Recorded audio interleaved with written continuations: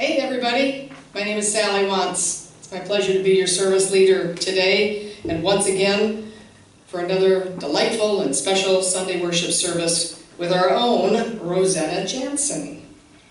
We're going to start with a few announcements. First off, we're going to have a picnic, June 14th. Yep, rain or shine, if you want to come on over to Foof, we're going to be out back. There's a backyard behind this lovely wall. We're going to be out back, so you need to bring your own chair, your own tables, your own food, your own beverage, your own masks, everything that you want to have a fun picnic with a bunch of foofers, okay? We'll practice social distancing. The only thing that will be available inside this particular fellowship hall will be the restroom. So there's no kitchen facility, there's no anything. You've got to bring your own plates and forks and spoons and glasses and ice and all of that, okay? No RSVP, just show up. June 14th, noon at Foof, okay? Number 2, there's a general meeting of our members going to be June 7th, and members and friends are invited to come, and Ray will be sending out, or we will be sending out an invitation to our members and friends to join us for that annual meeting on Zoom. You'll get an invitation in the email very shortly. That is going to be June 7th at noon. Then, let's see, we sent out a survey to a select group of people who come here frequently to see what you might think about coming back if we were to open our doors for business again. And if you haven't responded to that email, please do so. The easiest way to do is to forward the email to florence.unitarian@gmail.com. Then you can fill in the blanks for all the answers, okay? So forward it to us. Answer the questions, and then we can then compile the results. And finally, the UUA, the Unitarian Universalist Association, the big mothership, shall we say, is having a General Assembly late June. And part of that General Assembly will be a virtual recognition of those that we know who have passed on from COVID-19. So if you have knowledge of someone that you know that has passed on, please let us know who that person is. They're asking for their name, maybe their birth date, a little bit about that person, and we will relay that information to the UUA for their special acknowledgement. So I think that's all. I just want you to know today I'm joined by Catherine Hemmons, who will be with us shortly, Rosetta Jantzen, who is our guest speaker. I've got Ray here on the computer, Jim behind the camera, and Karen Hernandez providing much needed support as well. So it's my pleasure now to introduce a very special rendition of Spirit of Life. It's with Laura Lee on the piano, many foofers singing, and a special thanks to Lanny Moles and Kamala Land for producing this audio and visual experience for your enjoyment. You'll want to play this more than once.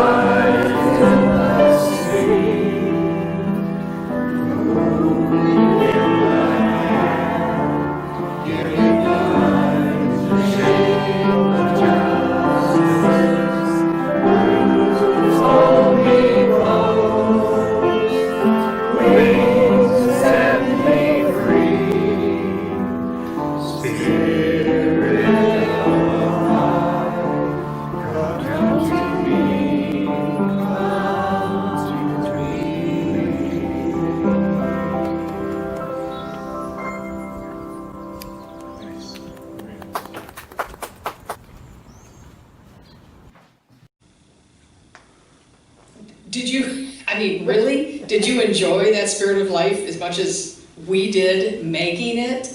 It was an incredible experience. So I have to tell you, if you want to be a part of future experiences with Kamala and Lanny and Laura Lee and the group, send us an email. I'll put you back in touch with those folks and we can get you recorded as well, okay? And if you're shy, like me, then it's okay, because your voice is mixed in with everybody else's, and you'll never know that you're singing off key. So that's the important part. So thank you, everybody, for participating in that. And stop this taping right now if you want to, and go back and listen to it again, but come back to where you are right now, all right? So at this time, I invite Catherine Hemmons up. We're going to light our candle as I share this reading by Rebecca Pankhurst. This light unites us. This light unites us with our neighbors, our friends, and our enemies. Most importantly, this light unites us within ourselves, our hearts, our souls, our spirits. This light unites us. You know, I have been getting emails. I check emails a lot. The florence.unitarian@gmail.com emails, and that's where I get notices of people who have made contributions through our website, our PayPal donate button, and I'm humbled at how many people are actually donating through this opportunity. They don't have to send in a check by mail, they just hit that donate button, and they're saying to us, you know, please take 50% and send it to Boys and Girls Club, or take 50% and give it to FOOF. So I'm deeply humbled at the response that we're getting for Boys and Girls Club. That is our offertory, our community partner for this month and then the month of June. You know, they're busy over at Boys and Girls Club doing what they do with a bunch of boys and girls. They've got a new kitchen, so they're making food for people, and they're taking care of the kids at this very difficult and fragile time in their lives. So I ask that you consider Boys and Girls Club when you think about where you want to give your hard-worked, hard-earned funds, okay? And remember FOOF. We're doing really good financially, we are, and we want to keep up that spiritual practice of giving. So if that's a part of your life and your daily habits, please consider continuing to contribute to FOOF as well. So at this time, I invite Catherine, who's going to come forward and share our special portion of today's service. It's a portion we call Joys and Concerns. Catherine?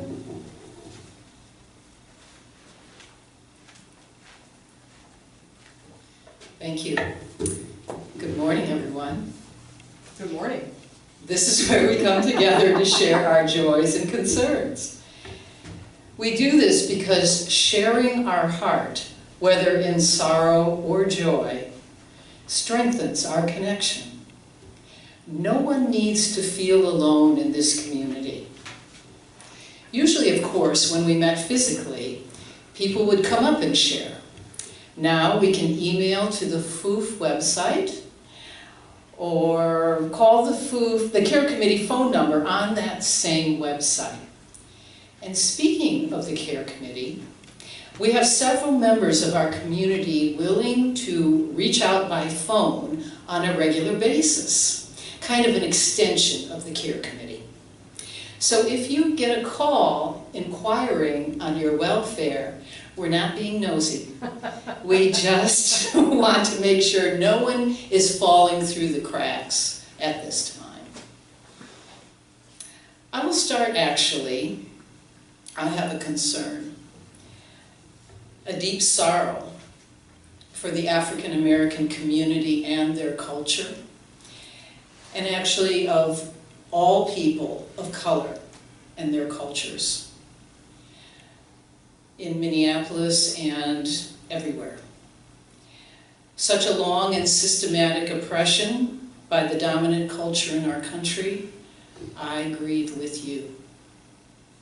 Anyone else? Joy or concern? Mm-hmm.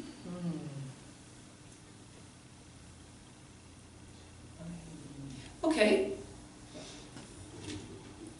Oh, please drop a shell for my joy, or my concern rather. And for anyone else out there that is holding that in their heart right now, whatever it is. It's a big shell. A big shell, yes, okay. And it's floating on top. Oh, no, so it sinks. And I'll finish with a few lines from Ernest Holmes, my favorite metaphysician. I draw a circle around me of love and protection. No harm can enter, for it represents the universe's eternal watchfulness over us all. I will rest within me, now and forever, and I will speak comfort to my soul, connecting with the oversoul of all. And so it is. And so it is. So we'll move on to our responsive reading for today. So I invite Jim and Ray and Sally and Rosetta. You all have your responses? And Karen too. Oh, and Karen, absolutely, and Karen too. It's titled Hope Rises by John Behrens, we decided it was pronounced, and Rebecca Parker. It is adapted from a publication titled A House for Hope, the promise of progressive religion in the 21st century. Hope rises. It Rises from the heart of life, here and now, beating with joy and sorrow. Hope longs. It longs for good to be affirmed, for justice and love to prevail, for suffering to be alleviated, and for life to flourish in peace. Hope remembers. It remembers the dreams of those who have gone before and reaches for connection with them across the boundary of death. And hope acts. It acts to bless, to protect, and to repair. Blessed be. Blessed be. As you contemplate these words of hope, be still and enjoy this musical interlude by our own beloved Jeff Lovejoy. He created this especially for us. It's entitled Glitters on Water.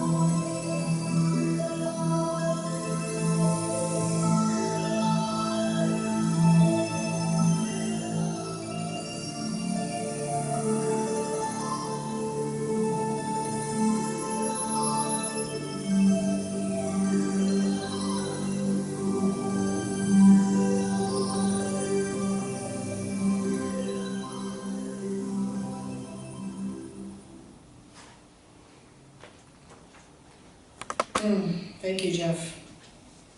He creates such magic playing in his little studio. It's wonderful, thank you. At this time, it's my pleasure to introduce to you Rosetta Jantzen, who I got to know a little bit more when we shared a ride to Yachats on New Year's Day to hike the Amanda Trail, which we didn't hike because it was raining too much. Anyway, I was surprised about how outgoing she was, because mostly she seemed so quiet on Sunday mornings. Well, she's not so quiet today as she shares her story, her journey to healing and sustaining her own good health. Please welcome Rosetta Jantzen as she speaks from personal experience on the 3 steps to healing and sustaining health. Rosetta.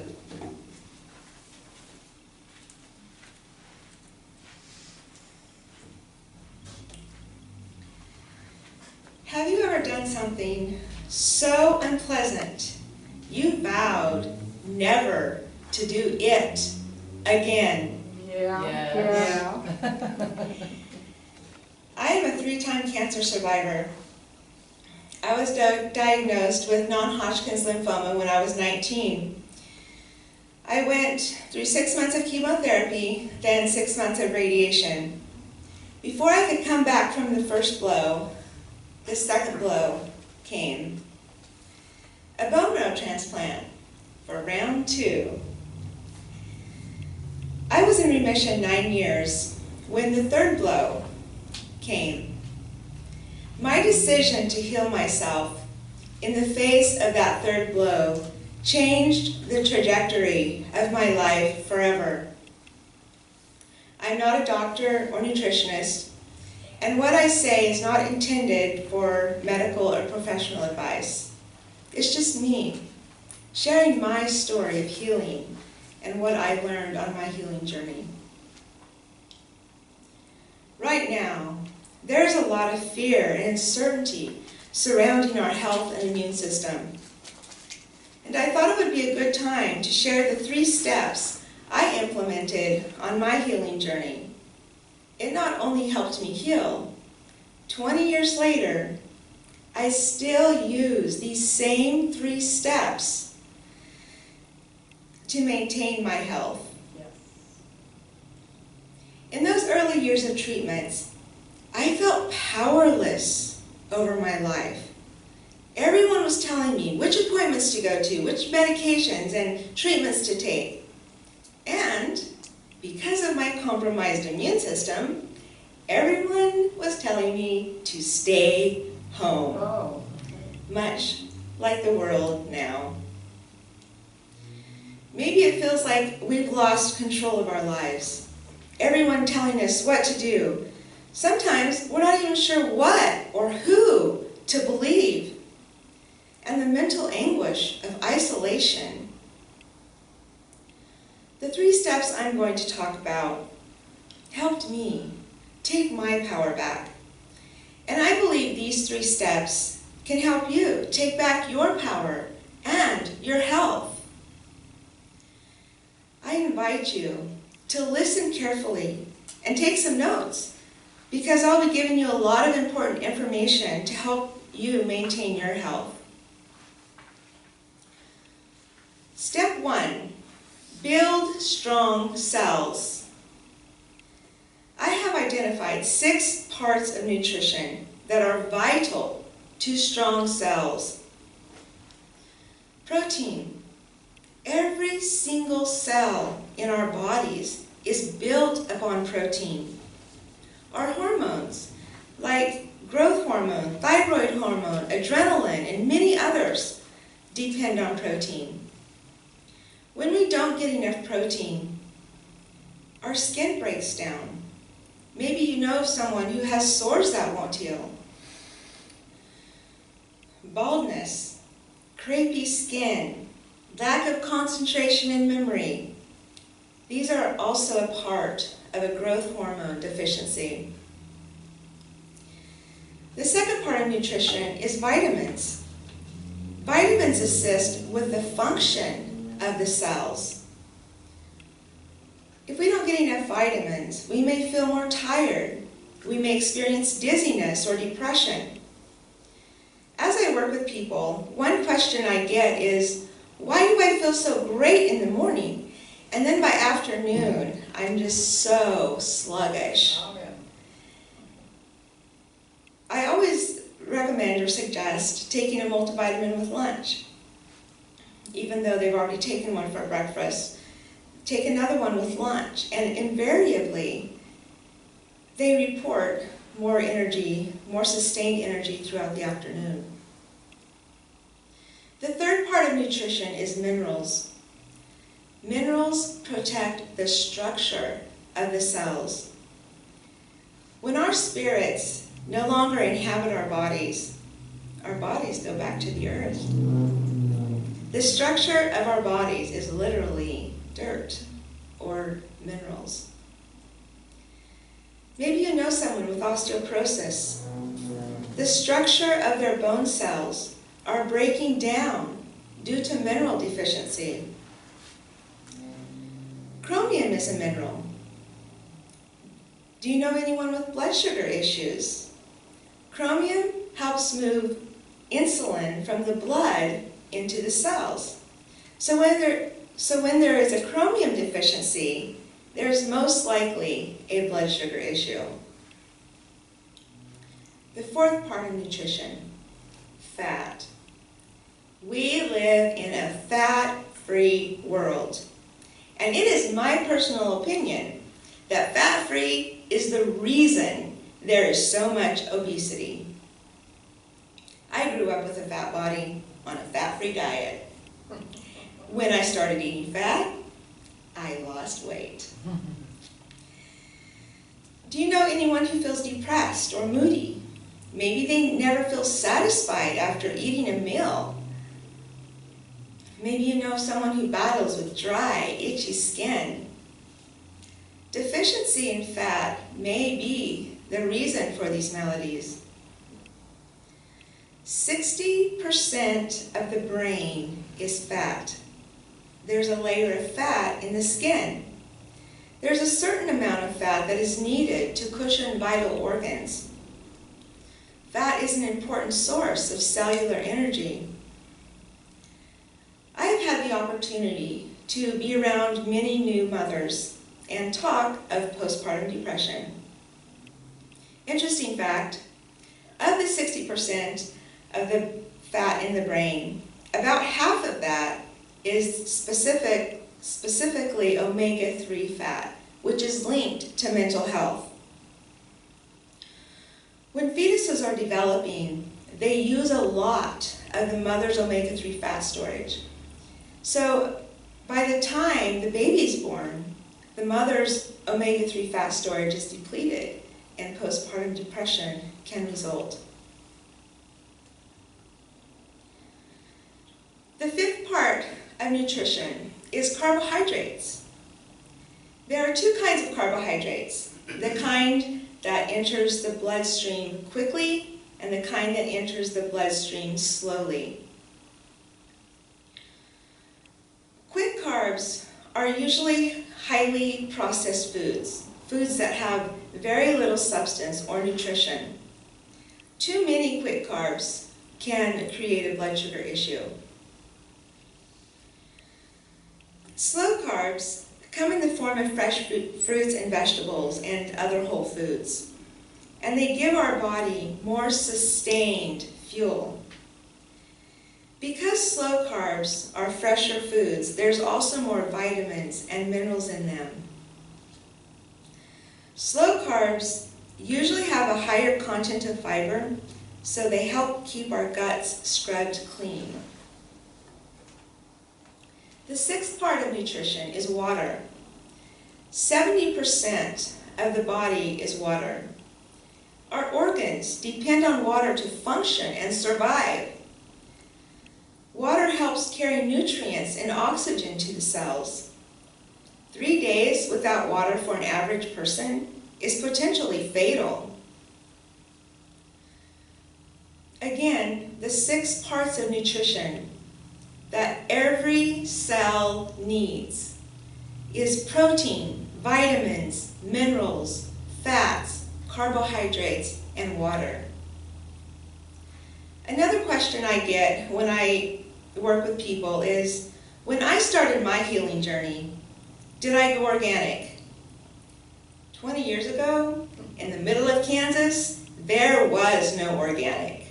So no, I did not start out with organic.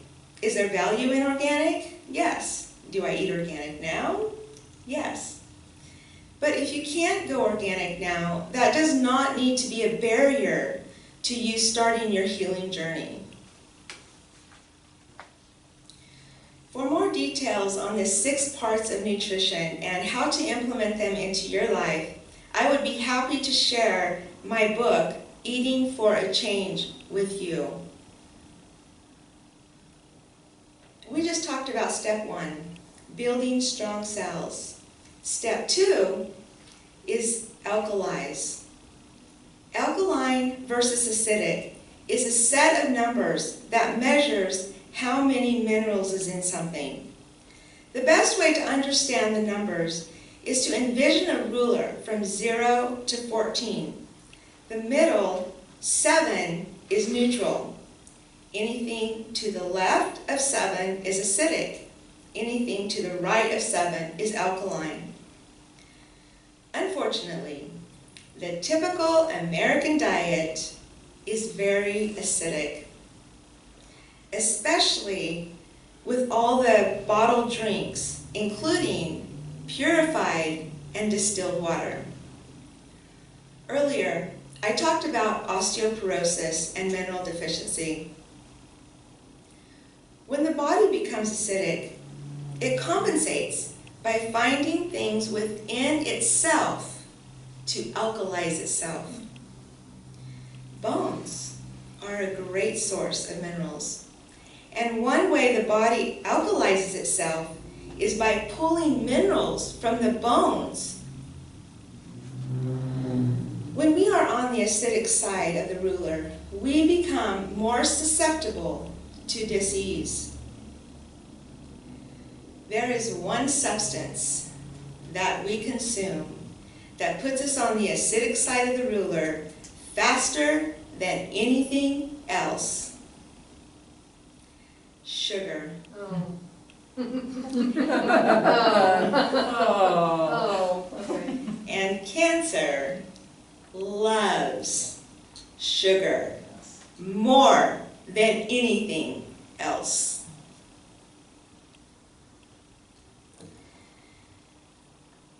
How do we go from the acidic side of the ruler to the alkaline side where health lives? Drinking alkaline water can help tip the ruler. Eating dark green leafy vegetables which have a higher alkaline content can help tip the ruler. There are other fruits and vegetables that have a high alkaline or mineral content as well. Lemons, for example, have a very high mineral content. The first step was building strong cells. The second step, alkalize. Now the third step, support your immune system.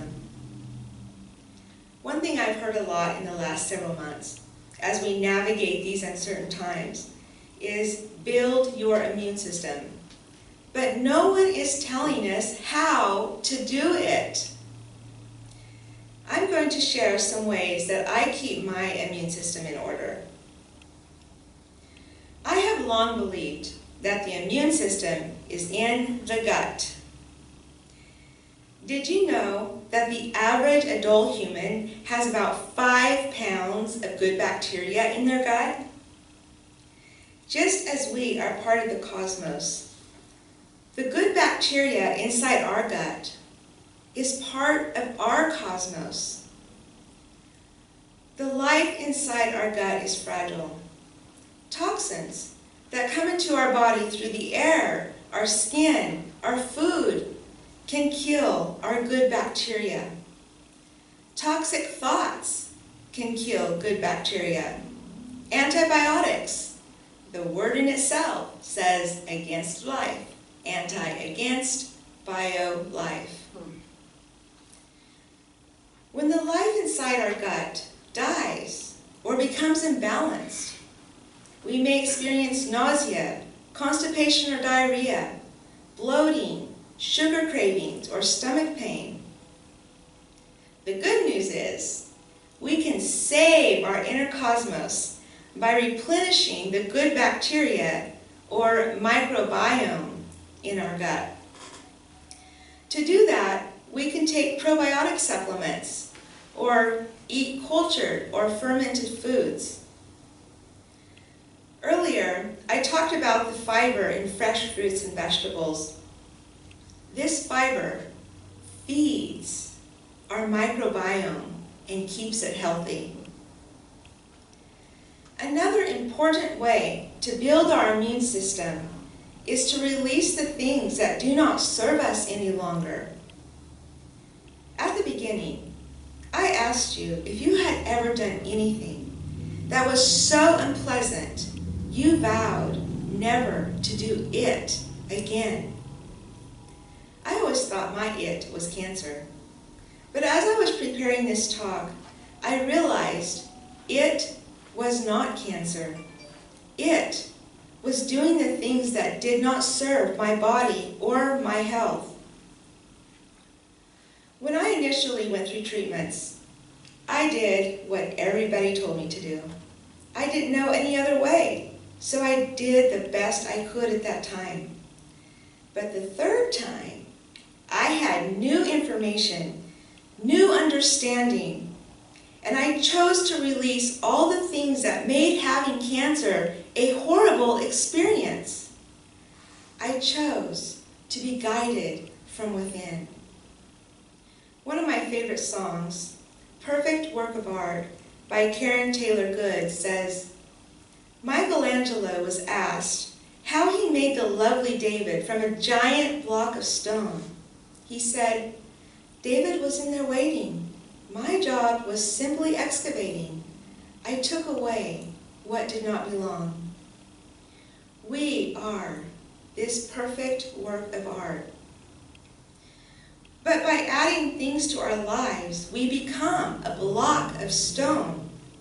As we chip away all the things that do not serve us any longer, we reveal this perfect work of art, this perfect cosmos within the cosmos.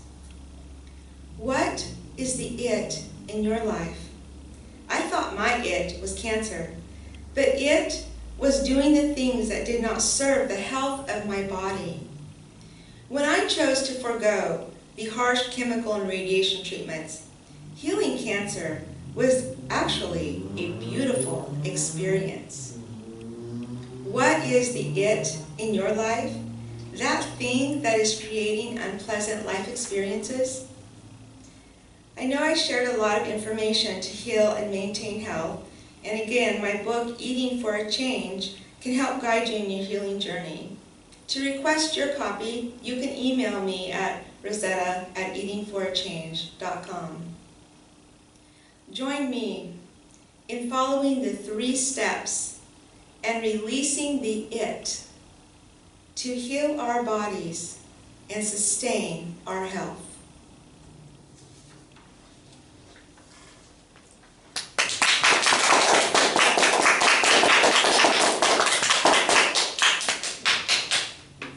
Wow. Who would have thought you had all of that inside you? Thank you. I was sitting in the back while you were talking, and I took notes, which I do frequently. So thank you for that. I really, really appreciate it. And I just have one question for you. So if I were to use butter, salted or unsalted, or should I stick with my, I can't believe it's not butter. Well, it depends on what kind of salt it's in the salted butter. Okay, otherwise unsalted is probably better. Yeah. Yeah, that way you can add your own Himalayan salt. Yeah, I love my Himalayan. But we use this fat-free. I can't believe it's not butter. I'm thinking you're saying that's not what we should be doing. No. Jennifer, are you listening? Thank you very much. Okay, thank you, Rosetta. That was absolutely fabulous. I'm blown away by your survival and your commitment to the fitness, and I'll look for your book. And I'll make sure this goes on the website too, okay? Or on our e-blast. Everybody has the actual address to get that book. Thank you very much. Appreciate it. Was that good? Mhm. Everybody Yeah. hears? Yes. Yeah, okay. it was great. Okay. Yes. Well, at this time I invite Catherine to come back. We're going to extinguish our flame as I share the following words from Krista Taves. And it goes like this. It is our work, shared with each other in covenant, that creates and sustains this beloved community. We extinguish this chalice, this flame, but its light lives on in the directions we have chosen today. Those 3 steps for good health. The light of this flame lives on in us together, in our hearts, in our minds, bodies, and spirits. Amen and blessed be. Before we conclude with the peace song, performed and produced by the same ensemble who brought you Spirit of Life, I offer the following closing words by Joel Miller. Let our lives be a prayer that waters dry souls, mends broken hearts, refuses to be terrorized, seeks this world's beauty, and carries us through its storms. It's been our pleasure to bring you this Sunday worship service this morning. I thank Ray and Jim and Karen and Rosetta and Catherine for sharing your message. Rosetta, very much appreciated. Join us at noon on Zoom, where we'll continue to have a dialogue. We hope Rosetta will join us as well, so she can continue to share the message, and maybe you can share what's going on in your life as well, and how this might be applied. So, I enjoy you to sit back and relax as we conclude with the peace song.